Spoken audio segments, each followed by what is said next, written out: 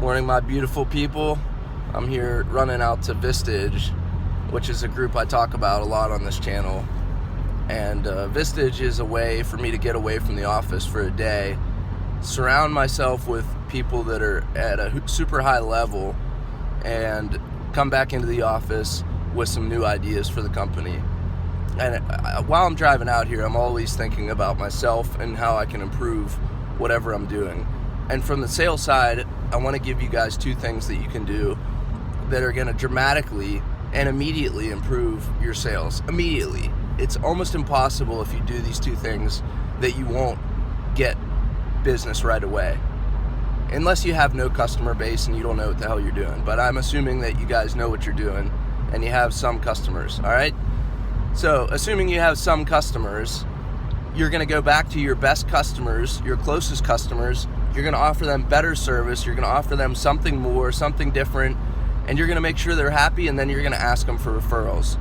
But you're not going to just ask them the way an awkward, terrible salesperson asks. The way an awkward salesperson asks for a referral is they ask at the wrong time to the wrong people, and they ask somebody that they don't have any credibility with if they know anybody. Hey, do you know anybody that you could refer me to? Do you know anybody I could talk to? That's super threatening and uncomfortable for most people. If you ask somebody and you're basically putting them on the spot. So rather than putting somebody on the spot, you need to give them a little bit of help.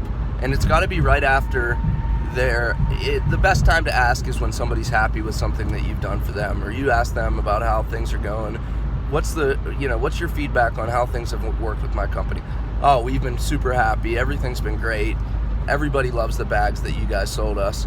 Great. You know what? I hear that a lot. My best customers are a lot like you. And, I haven't asked you this because I've been afraid to ask you, but I got to ask you, aside from you, is there anybody that you know really well that would be in your center of influence that might also deal with some of the same problems? And it could be somebody at your restaurant group. It could be somebody that you know that owns a coffee shop. It might be somebody in that professional group that you're in. You got to give these guys some help. So while you're giving them, questions to think about, you're giving them some help on who the ideal person would be. Now, here's the important part. It should be somebody that you believe you like doing business with, and if they're close to that person, here's the key. They got to be close to that person. If you refer your best friend to talk to me, and he's your best friend, that's going to mean a lot more coming from you than it will if it's somebody that you don't really know. You know what I mean? So if you get a referral, somebody that, hey, you know what, I met a guy, he owns a restaurant. I don't really know him that well, but you should talk to him. Here's his number. That's a way weaker referral than somebody that comes in that knows what they're talking about, and you can go in and talk to them. They know you, or they know that other person. The key is that they know the other person well, and when they know the other person well, that referral has more weight, holds more weight. So that's the first part of it, is that you're asking for referrals. The second part of it is you're going back to your current customers for more business, and you're asking them, I love working with you. Things have gone really well. I'm wondering what else we can do for you. What are some other areas that you want to improve this year as it relates to your packaging? What are two things that you want to do better this year? What are some things that we can do on the branding side to help promote your brand more? I saw Starbucks doing something, and I thought about you guys. Is this something that you would consider? You need to be asking people constantly asking people how you can help them. And it's coming from a stance of not what can I sell you, but what problem can I solve? What issue can I solve? How can I best help your business? Not, oh, you got to use these cups because these are the best coffee cups and they look the best. Don't start features and benefits. You want to look for problems. You want to look for how you can solve these problems for people. That's where the value is going to come in, and that's what's going to make it, valuable to the other person. It's not about you. It's never about you as a salesperson.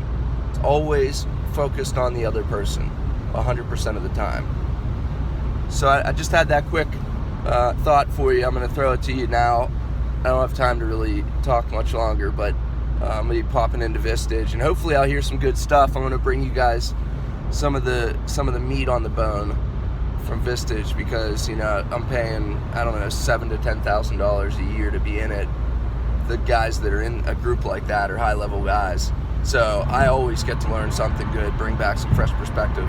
But one other thing real quick, well, if you're in sales and you're early in your sales career, you need to look at this from the standpoint of, what would you do if all of your leads were cut off? What are you left with? Think about that. What can you do when all of your leads are cut off? You have a couple options. You can cold call. I know most people don't like doing that. Most people suck at it. They get so uncomfortable, they make the other person uncomfortable. It's like the analogy of the fierce dog that's in the house, the Doberman principle. If you are afraid or you're nervous, the Doberman can pick up on that. They can sense that you're afraid, and they get a little spooked out. They might get aggressive. They might bite you. But if you're calm, the Doberman will just come walking right up to you. And that's the same thing in sales. You need to realize it's not about you, it's about the other person. And once you have the right intentions, now this is key. Once you have the right intentions with somebody, then you're almost obligated to sell them. You're obligated to help them. You have to help them. There's no other way to look at it. That's the way to look at it. You got to be out there helping people. Because if you're focused on the money, I can promise you that's going to show. You're going to look desperate. You're going to look desperate. Some of you guys are doing that right now. You look so desperate selling, and people just want to get the hell away from you. So I hope that helps you guys. I'm going to have a great day, and I hope you guys do too. So I'll catch up to you guys later. Hit me up. Let me know what I can do here. And you guys got to share this with somebody. I got some good followers here. I appreciate you guys. Some of you guys that are watching, I can tell, there's some people that are getting some value. There's no question. But I want to make this thing big, and I'm not going to stop until it gets there. I don't care if I got to put out one video by one video. I'll put out videos every week until I turn blue in the face. You guys are going to get the content, and I'd love for you guys to share it. All right? Hit that thumbs up button. Hit the subscribe button if you're not subscribed, and shoot me a message. See you guys.